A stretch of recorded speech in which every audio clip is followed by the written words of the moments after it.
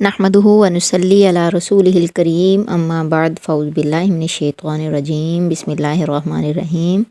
अस्सलाम वालेकुम व्यूवर्स, कैसे हैं आप सब? उम्मीद करती हूँ सब खैरियत से होंगे। तो आज मैं बहुत ही ज़बरदस्त बड़ों की बच्चों की सबकी फेवरेट डिश लेके हाज़िर हो गई हूँ।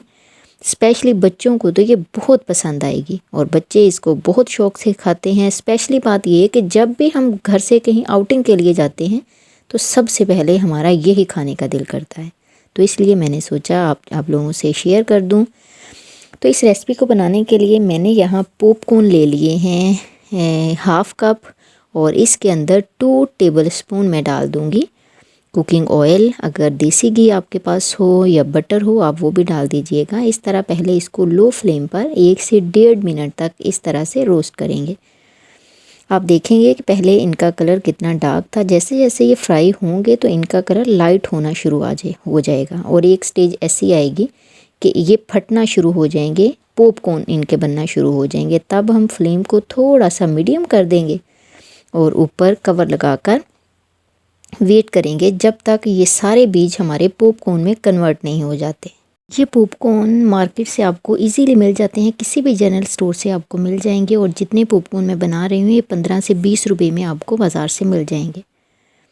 तो इस तरह हम इनको 3 से 4 मिनट तक पकाएंगे मीडियम फ्लेम पर। जब तक इनकी साउंड इनकी टक टक बंद नहीं हो जाती तब तक हम फ्लेम को ऑफ़ नहीं करेंगे।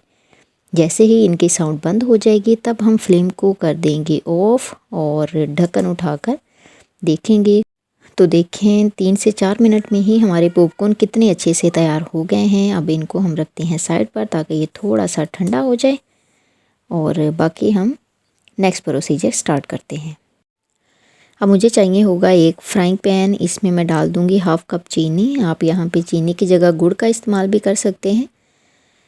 तो चीनी जब मेल्ट होती है तो ये बड़ा ही ज़बरदस्त सा चॉकलेट सा फ्लेवर देती है, इसलिए हम चीनी का इस्तेमाल करेंगे। और चीनी को मैंने इस तरह से लो फ्लेम पर मेल्ट कर लेना है। चीनी को हमेशा लो फ्लेम पर ही मेल्ट किया जाता है ताकि चीनी मीठी होती है, ये जल ना जाए। इस तरह से करते हुए हम 3 से 4 मिनट लगाकर चीनी को ब्राउन कलर की तरफ लेकर आएंगे। जैसे ही चीनी हमारी अच्छे से मेल्ट हो जाएगी, इसका कलर थोड़ा सा ब्राउन होना शुरू हो जाएगा, तो इस स्टेज पर मैं इसमें डाल दूंगी ऑयल या घी या बटर, जो भी आपके पास अवेलेबल हो आप इसमें डाल दीजिएगा। यहाँ पर मैं इसमें डाल दूंगी 1 टेबलस्पून ऑयल या बटर। मैंने ऑयल का इस्तेमाल किया है, अगर आपके पास बटर हो तो वेल डन, आप बटर का इस्तेमाल कर लीजिएगा। इसको डाल देने के बाद हम मज़ीद 1 से 2 मिनट हमने चीनी को इस ऑयल के अंदर कुक कर लेना है ताकि इस चीनी का कलर थोड़ा सा और golden brown, dark golden brown हो जाए। जैसे ही ये डार्क गोल्डन ब्राउन में चली जाएगी तब मैं इसमें डाल दूँगी हाफ़ कप दूध। ये दूध मैंने ठंडा या गर्म नहीं लिया, बिल्कुल रूम टेम्परेचर का दूध मैं इस्तेमाल कर रही हूँ। अब इस दूध और चीनी को हम तब तक पकाएंगे जब तक इसकी कंसिस्टेंसी एक थिक सी नहीं हो जाती, ये कैरेमल शेप में कन्वर्ट नहीं हो जाता। इस तरह से फ्लेम को लो रखते हुए हम इसको मुसलसल हिलाते रहेंगे जब तक हमें लगेगा कि ये कलर एक तो इसका डार्क गोल्डन ब्राउन नहीं हो गया और ये थोड़ी थिक नहीं होगी। फिर इसमें मैं 2 से 3 छोटी इलायची डाल दूँगी और छोटी इलायची डालकर फ्लेम को मैं ऑफ़ कर दूँगी और थोड़ा सा मिक्स करूँगी ताकि छोटी इलायची का कलर भी इस कैरेमल में अच्छी तरह मिक्स हो जाए। फिर जो पॉपकॉर्न मैंने बना कर रखे हुए थे उसके ऊपर मैं ये कैरेमल डाल दूँगी।